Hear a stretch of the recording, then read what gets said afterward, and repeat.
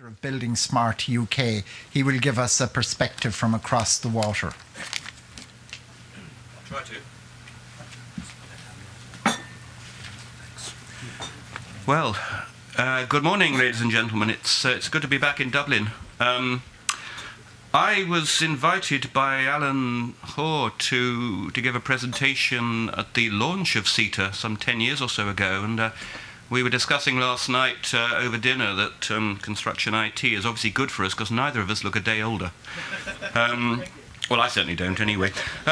My pay and rations come from a company called Halcrow, but as John said, I'm also a director of the UK part of Building Smart, formerly known as the International Alliance for Interoperability, which is as good a reason to change a name as any I can think of. Those of you who don't know Halcrow, we're a large UK-based engineering, design and asset management consultant, working in 5 main areas: power, maritime, transportation, water and buildings. And just an example of a couple of our recent jobs. Yas Island, it's the Formula 1 circuit at Abu Dhabi, for which Halcrow provided design and construction management of all of the infrastructure. That's everything below ground, or everything not above ground. So roadways, apart from the Formula 1 track itself, drains, port and harbour facilities, etc., etc. And believe me, there is nothing so tight as a requirement for F1. That's 18 months from start of design to the first F1 race. St. Petersburg flood protection barrier, finishing touches being put to a 25-kilometre flood barrier for St. Petersburg. It's of course the east of the Baltic, complete with 2 massive shipways, one for civil traffic, one totally for the Russian Navy. They won't allow anyone else through it, and roadways and railways that have to go through it as well. And perhaps a smaller project, but I quite like the view on this. This is the Willis Tower, formerly the Sears Tower in Chicago. It's still the tallest building in the Western Hemisphere, which Halcrow has recently refurbished, including putting in a glass observation deck pretty much the top of the building. Now, without taking too much time, a couple of years ago I was bought from a birthday a book of 1,000 places to see before you die. This is one of the places my wife will never ever see before she dies, she assures me. 11 years ago, when I was with Atkins, I was honoured by being asked to present the 1999 James Forrest lecture, one of the 3 or 4 annual named lectures of the Institution of Civils in London. And this is a slide from that presentation. At the time, I was talking of a need to go from a position where everyone on a project had to talk to everyone else to where we could have what the term in use at the time was a shared project model, where everyone could talk to each other through a project, through a model. We're not there yet. This is from the Finnish National Research Lab, VTT, their ICT roadmap just a year or 2 ago. And, I put it to you that there is a reasonable amount of similarity between that schematic and that slightly more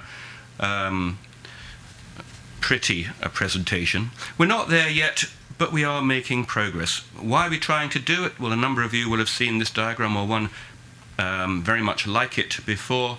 It comes from Patrick McLeamy originally in the States, so the terminology is stateside.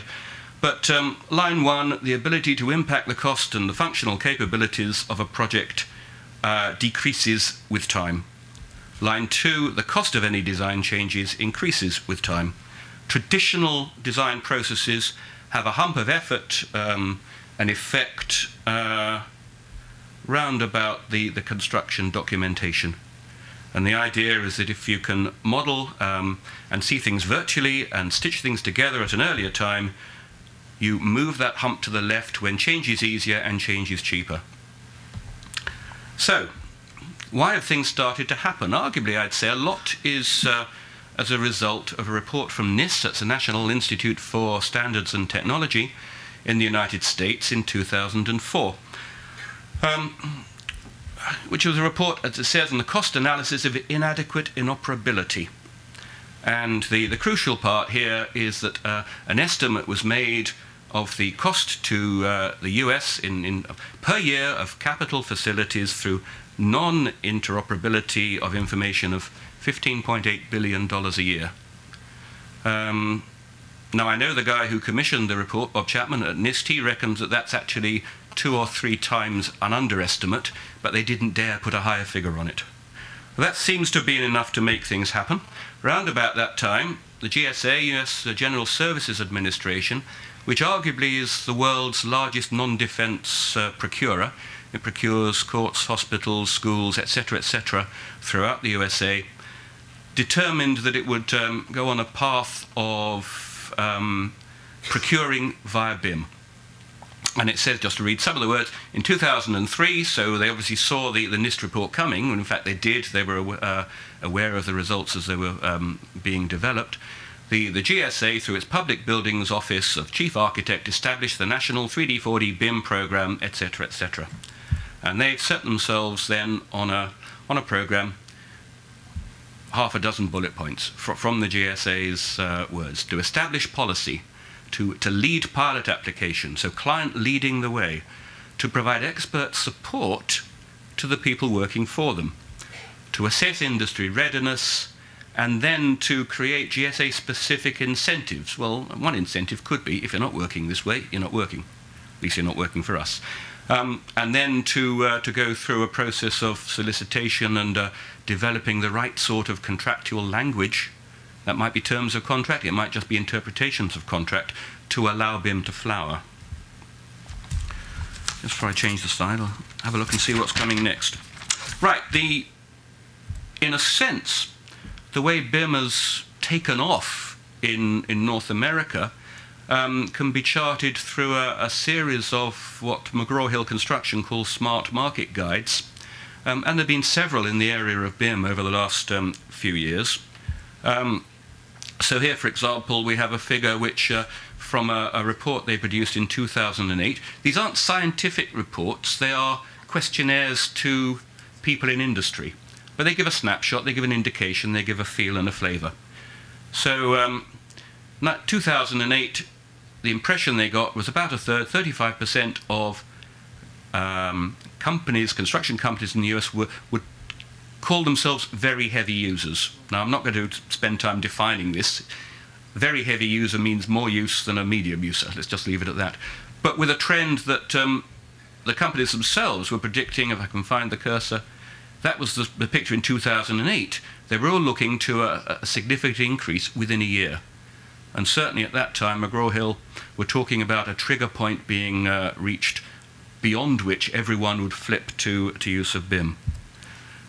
There are a number of other similar reports. I mean, they've recently, in the last few months, produced one on the BIM situation in China. Regrettably, I couldn't find an English language version and didn't think it worth putting up the Chinese main points, because I wouldn't understand them any more than you. They have, though, quite recently also, within the last few months, published a report on a comparison between North America and Europe. Now, bless them, they're America. Their view of Europe is the UK, Germany and France, which is perhaps half the market, but certainly the 3 main or largest construction markets. And just a figure from this, they're showing that, okay, they're changing the dates on me, which isn't nice, from 2008 to 2009 prediction. 28% actual, 49% large-scale adoption in North America, against what they're seeing as 36% adoption in Europe. But the figure down there is perhaps the interesting one, is showing that those practitioners of BIM, or who say they've been using it for more than 5 years, 18% in North America, 34% in Europe. So of the people using BIM in Europe, a third have been using it for more than 5 years. So this is sort of closet BIM. This is small scale, what some people will call lonely BIM or single BIM. It's not yet taking off within the industry as it has in the USA. There are signs that might be changing. Some months ago, the UK government appointed Paul Morrell,